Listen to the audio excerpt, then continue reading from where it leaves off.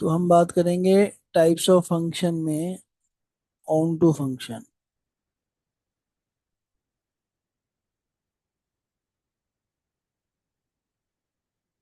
ना F is a function from set X to Y, ये notation हो गई आपकी। सेट एक्स को हम बोलते हैं डोमेन, सेट वाई को बोलते हैं कोडोमेन, और जो Y equal to F X बनेगा उसे हम बोलेंगे रेंज। अगर मैं इस चीज को तुम्हें डायग्राम से समझाऊं, ये सेट एक्स हो गया, ये सेट वाई हो गया,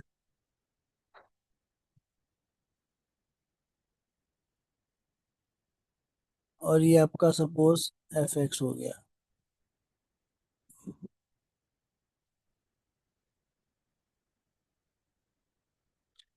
तो इसको बोलेंगे रेंज। ये हो गया कोडोमेन।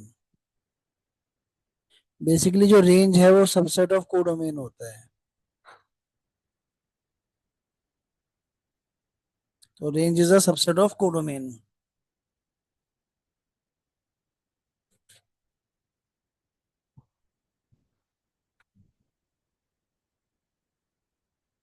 अब यहाँ पे अगर हम ये शो कर दें, अब ऑन टू के लिए क्या करना होता है आपको?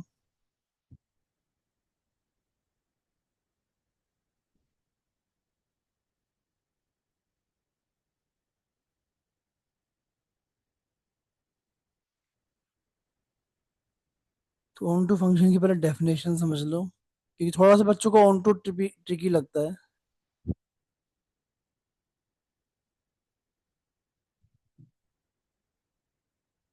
क्योंकि इसमें थोड़ा सा डिफरेंट सोचना है। जैसे रेंज निकालना बच्चों को डिफिकल्ट लगता है, ऐसे ऑन टू में भी बच्चों को थोड़ा सा चैलेंज फेस होता है। तो पहले इसकी डेफिनेशन समझ लेते हैं।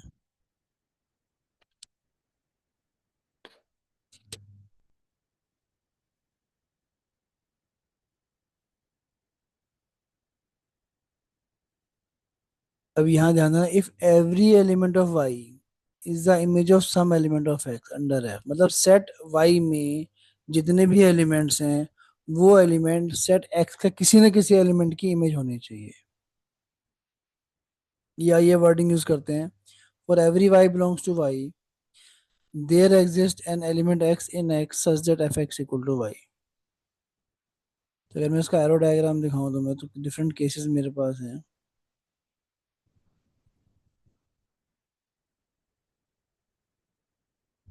द फर्स्ट केस अगर हम देखें, ये दो फिगर आपको दिख रही है एरो डायग्राम। अब फर्स्ट केस में देखो तो सेट एलिमेंट ई और एफ का कोई भी प्री इमेज नहीं बन रही है, दोनों एक्स खाली जा रहे हैं। अच्छा, वन की ए की इमेज है ए, टू की इमेज बी है, थ्री की डी है, फोर की सी है। तो ये फंक्शन वन वन तो है, बट नॉट ऑन टू। क्योंकि वो एरो डायग्राम भी सीबीएसई पूछ सकती है। एरो डायग्राम दे देंगे, आपको पूछेंगे बताने से कौन सा वन वन है, या एमसीक्यू में पूछ लेते हैं। तो ये ई और एफ जो है इनकी कोई प्री इमेज नहीं बन रही है, इसलिए ये वन वन की कैटेगरी, ऑन टू की कैटेगरी में नहीं जाएंगे। ऐसे सेकंड केस में फिर देखो, वन की इमेज ए है, बी है, टू की इमेज बी है, तो ये मैनी वन फंक्शन हो जाएगा या नॉट वन वन। तो मैनी वन, और लेकिन ऑन टू ये भी नहीं है, क्योंकि ई और एफ खाली बच रहे हैं, इनकी कोई प्री इमेज नहीं बन रही है। तो सेट एक्स टू में या सेट वाई जिसको हम बोल रहे हैं, उसमें कोई भी एलिमेंट खाली नहीं बचना चाहिए।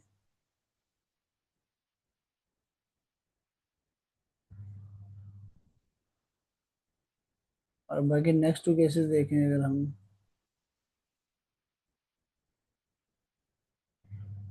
इन टू केसेस, अब ये मैनी वन है क्योंकि वन और टू की कॉमन इमेज है, और सेट एक्स थ्री में कोई भी एलिमेंट खाली नहीं बच रहा है, इसलिए ये ऑन टू हो गया है। और लास्ट जो फिगर है ये वन वन भी है और ऑन टू भी है, जिसको हम बोलते हैं बाईजेक्ट। तो फोर्थ केस में आप देखो, चार फिगर इनमें जो है ऑल एलिमेंट्स आर ऑक्यूपाइड, कोई स्पेयर नहीं बच रहा है, और एक एलिमेंट सिर्फ एक से एसोसिएट हो रहा है। तो if one element is associated with only one element that is one one, और हर एलिमेंट की कोई प्री इमेज है इसलिए ऑन टू भी हो गया। बट एग्जाम में ये केस स्टडी उसमें पूछ सकते हैं, केस स्टडी बेस्ड क्वेश्चन में या एमसीक्यू में आ सकता है। सब्जेक्टिव में आप एरोडायग्राम से एक्सप्लेन नहीं करोगे, नंबर नहीं मिलेंगे। ऑब्जेक्टिव क्वेश्चन में आपको थियोरेटिकली जाना पड़ता है। तो ये नोट लिख सकते हो आप। कभी अगर आपको क्वेश्चन करना नहीं आ रहा है और आपको पता है कि ये ऑन टू है, तो आप simply range is equal to codomain कर दो।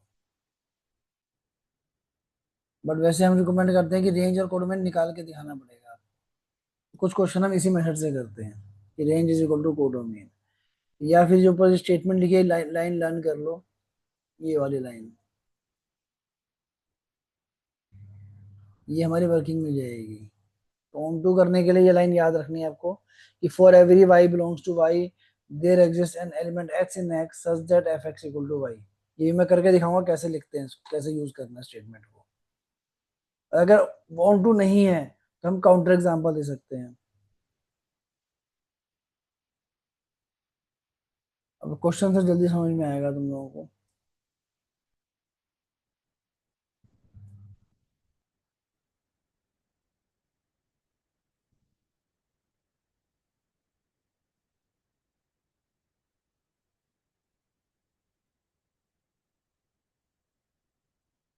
जैसे फर्स्ट क्वेश्चन है यहाँ पे ऑन टू शो करना है आपको,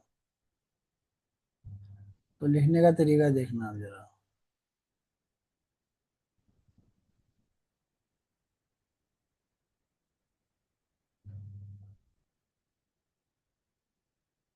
तो ऑन टू करने के लिए क्या करना होता है आपको, और आर स्टार का मीनिंग दिया हुआ है क्वेश्चन में, all real number except zero. तो ऑन टू के लिए सबसे पहले हम क्या करेंगे, एफ एक्स को मान लेते हैं भाई, एक जनरल मेथड है। तो Y is equal to one by X हो जाएगा। यहाँ से एक्स के लिए क्या आएगी, वन बाई वाई। अब एक्स हो गया वन बाई वाई। अब यहाँ पे आके आपको थोड़ा सा पॉज लेना है इस स्टेटमेंट के, मतलब आपको एक्स को वाई में कन्वर्ट करना है और उसके बाद उसको रुकना है। अब वाई क्या चीज है, नॉन जीरो रियल नंबर है। किसी भी नॉन जीरो रियल नंबर का अगर रेसिप्रोकल करोगे तो नॉन जीरो रियल नंबर ही आएगा। मतलब अगर मैं वाई कोई भी नॉन जीरो रियल नंबर ले रहा हूँ, उसका रेसिप्रोकल करने पे रियल नंबर ही मिलेगा, मुझे नॉन जीरो रियल नंबर मिलेगा। तो उसका मतलब ये ऑन टू है। दोबारा सुन लो ध्यान से कि अगर वाई कोई भी नॉन जीरो रियल नंबर लेते हैं, तो जो आंसर आएगा वो भी नॉन जीरो रियल नंबर आना चाहिए, मतलब डोमेन में मिलना चाहिए। तो हम ये देख रहे हैं कि वाई, अगर मैं कोई भी रियल नंबर ले रहा हूँ अदर देन जीरो, तो मैं कोई भी नंबर रखने में मुझे जो आंसर मिल रहा है वो भी रियल नंबर ही मिल रहा है। तो हम यहाँ स्टेटमेंट क्या लिखेंगे, अब वो स्टेटमेंट याद करनी है आपको, for every Y belongs to R star. अब ये आर स्टार कौन सा वाला है, ये कोडोमेन का आर स्टार है। For every Y belongs to R star there exist X belongs to R star domain such that F X is equal to, अब जो हमने एक्स निकाला है ना यहाँ पे, ये जो एक्स है यहाँ पुट कर दो, और इसको हम यहाँ सब्स्टिट्यूट करेंगे लास्ट में। ये लाइन रट लो एज इट इज, ये जाएगा one upon one by Y, तो विच इज वाई। तो ये एज इट इज लाइन लिखनी होती है, for every Y belongs to R star there exist X belongs to R star such that F X equal to Y. ये हमें Y show, ये हमें वर्किंग शो करनी होती है, ये ध्यान रखना। डायरेक्ट वाई नहीं लिखोगे आप, एक्स की जो वैल्यू निकाली थी वो फंक्शन में पुट करके दिखाओगे कि वापस वाई मिल रहा है कि नहीं मिल रहा है। तो ये उल्ट हो गया। बट उसने क्वेश्चन में खड़ा बोला है कि is the result true if the domain is replaced by N. अगर मैं आर स्टार की जगह एन लिख दूं तो ये स्टेटमेंट फॉल्स हो जाएगी, क्योंकि रियल नंबर का रेसिप्रोकल नेचुरल नंबर नहीं मिलता हमेशा।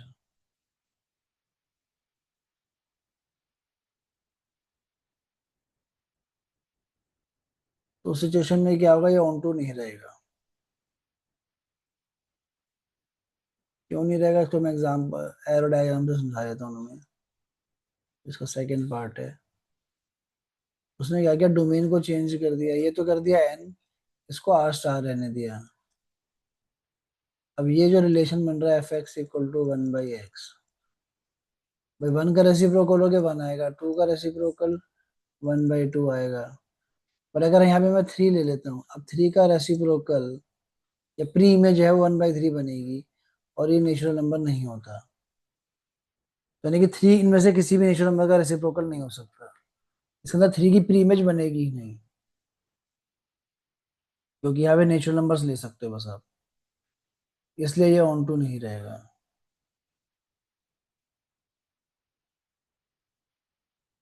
और देखिए, ये डिस्कस करेंगे लेटर स्टेज पे हम ट्रिकी क्वेश्चंस को, जो सिंपल सोचो पहले। मेन है लिखने का तरीका, और थोड़ा सा टाइम लगाना पड़ेगा, थ्योरेटिकल टॉपिक है, it will need more time how to present.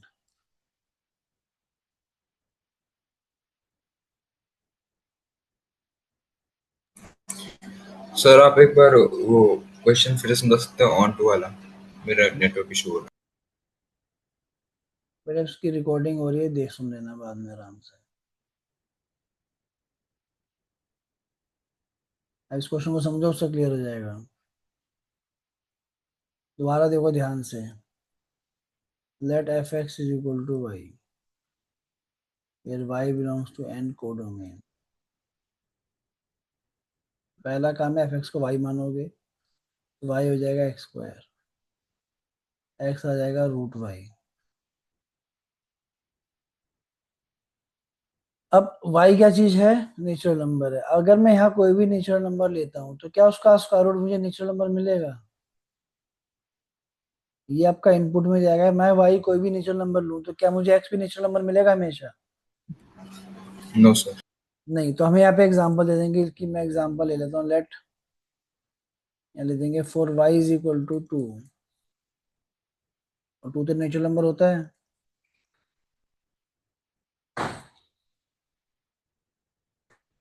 x क्या आएगा, √2, this is not a natural number.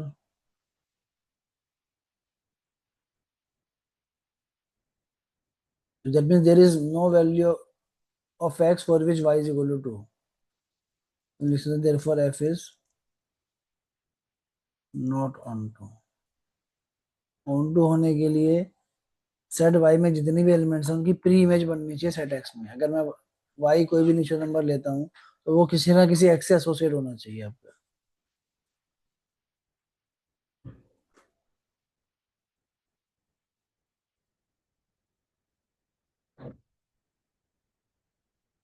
अब सेकंड पार्ट का आंसर भी आपका सेम ही जाएगा, तो मैं यहाँ पे नहीं करके दिखा रहा हूँ, डू इट योर सेल्फ।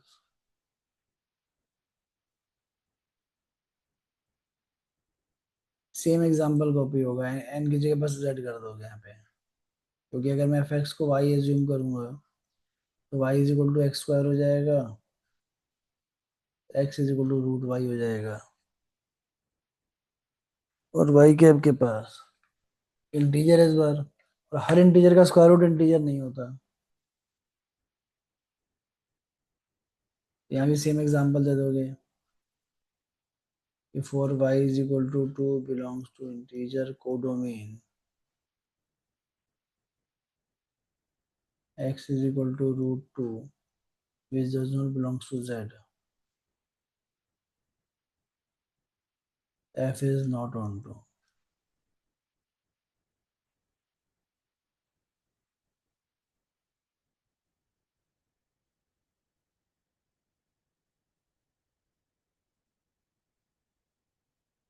और थर्ड पार्ट में भी सेम चीज आएगी, बट यहाँ एग्जांपल चेंज करना पड़ेगा हमें, क्योंकि ये real number two real number कर दिया है।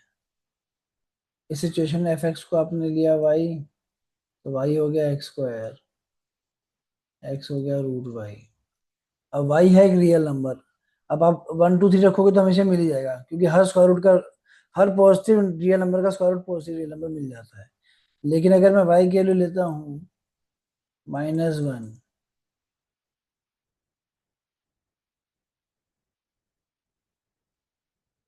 तो x की जो वैल्यू आएगी वो आएगी √(-1), which is not a real number. F is not onto. तो ये काउंटर एग्जाम्पल मेथड से फटाफट हो जाते हैं क्वेश्चन।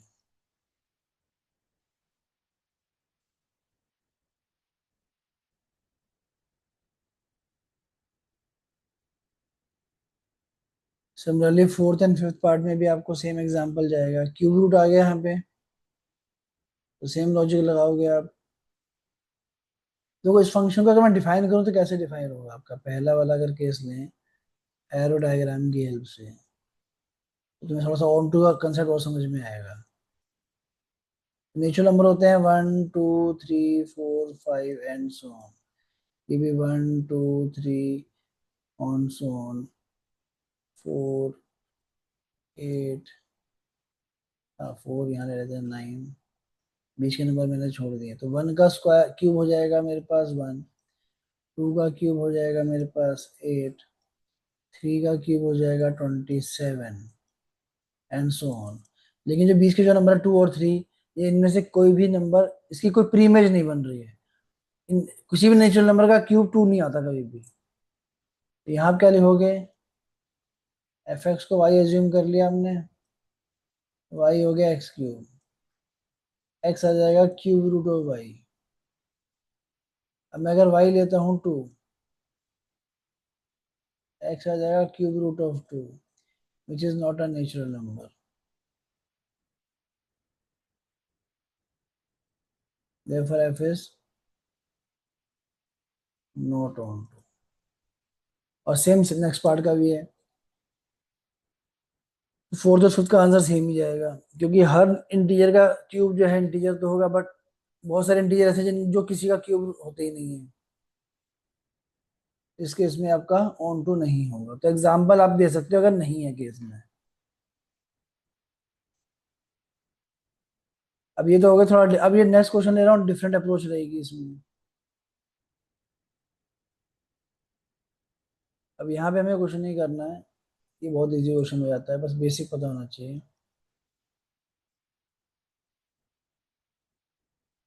ये है greatest integer function x.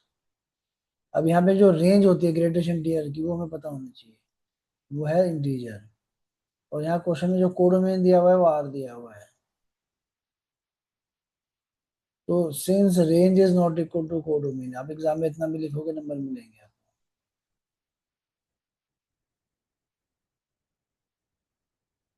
Range is not equal to codomain therefore F is not on.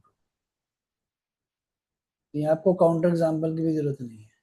आपको ये शो करना होता है कि रेंज और कोडोमेन अगर इक्वल आ रहे हैं तो फंक्शन ऑन टू हो जाएगा, अगर रेंज और कोडोमेन इक्वल नहीं है तो फंक्शन ऑन टू नहीं होगा। इतना लिखोगे नंबर पूरे मिलेंगे आपको। पर हाँ रेंज बतानी पड़ती है, अगर रेंज निकाल सकते हो तो निकाल लो, यहाँ तो क्या डायरेक्ट फंक्शन ही ले रहे हैं तो उसमें निकालना नहीं पड़ेगा आपको।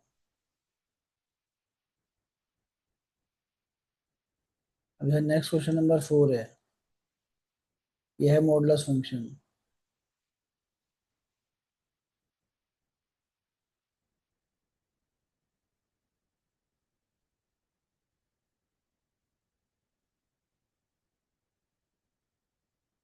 अब मॉडुलस फंक्शन की रेंज हमें पता होनी चाहिए। तो रेंज ऑफ मॉडुलस फंक्शन होती है 0 to infinity। It always gives the positive real number as output. और जो क्वेश्चन में कोडोमेन दिया हुआ है वो आर दिया हुआ है। तो रेंज और कोडोमेन इक्वल नहीं आ रहे,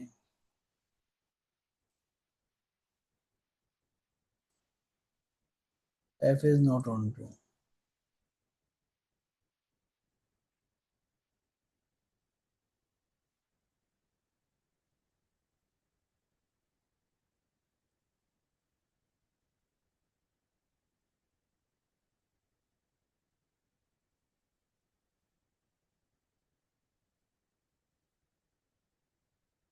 तो नेक्स्ट क्वेश्चन एक और है सिग्नम फंक्शन का, ये भी हमें शो करना है कि ऑन टू नहीं है।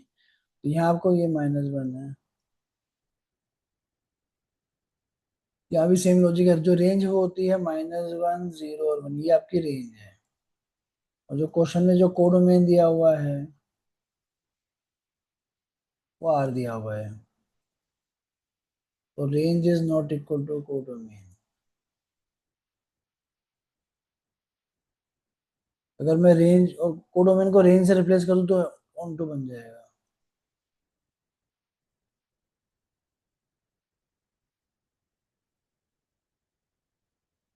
तो एक बेसिक जो डेफिनेट फंक्शन है मॉडुलस ग्रेटेस्ट इंटीजर सिग्नम, इनकी डोमेन रेंज आपको पता होनी चाहिए। अब जैसे क्वेश्चन नंबर 7 है यहाँ पे, और अगर ऑन टू होता तो कैसे करेंगे देखो जरा।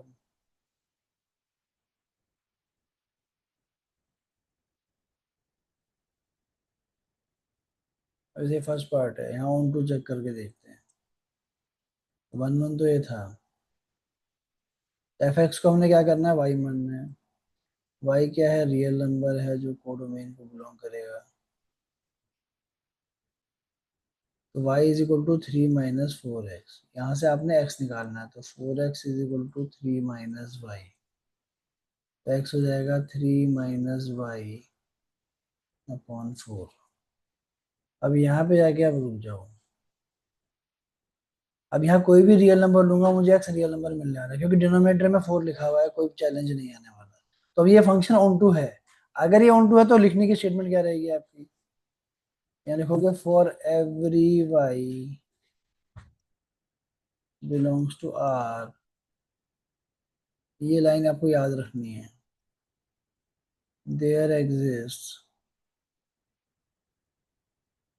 x belongs to R domain such that f of x is equal to, अब यहाँ ध्यान देना है, x जो आपने निकाला ना यहाँ पुट करोगे इसकी वैल्यू।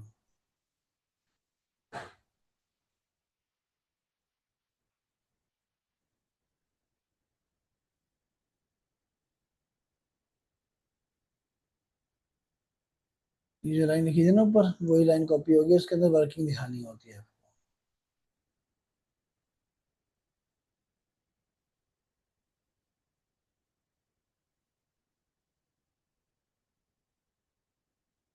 तो ये जो आपका फंक्शन था ओरिजिनल,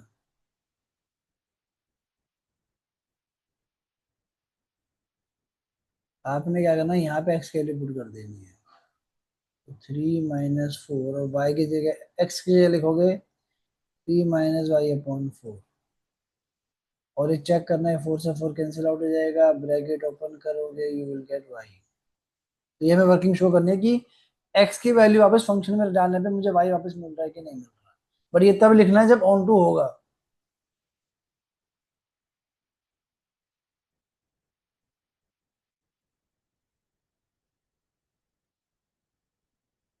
तो ऑन टू के केस में आपको ये वर्किंग शो करनी है। अगर ऑन टू नहीं है तो अब एग्जांपल दे देना सिंपल सा। वैसे सेकंड पार्ट देखो जरा इसमें, जब भी एक्स स्क्वायर दिख जाता है ना तो चांसेस कम है कि ऑन टू होगा, और real number two real number है। यहाँ भी सेम करोगे, लेट एफ एक्स को मान लेते हैं Y. Y belongs to R codomain.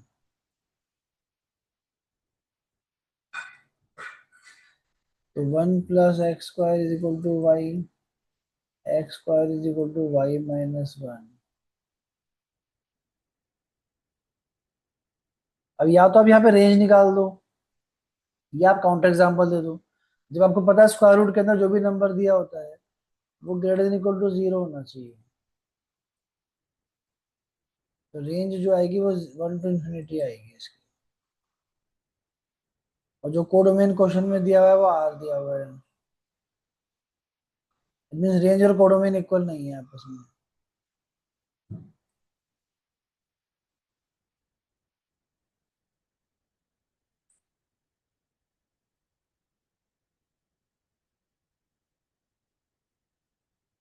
नहीं तो आप एग्जांपल इस तरह से कर सकते हो। इसके बाद क्या करना है आपने, वाई ले लेते हैं सपोज 0, एक्स आ जाएगा √0 - 1।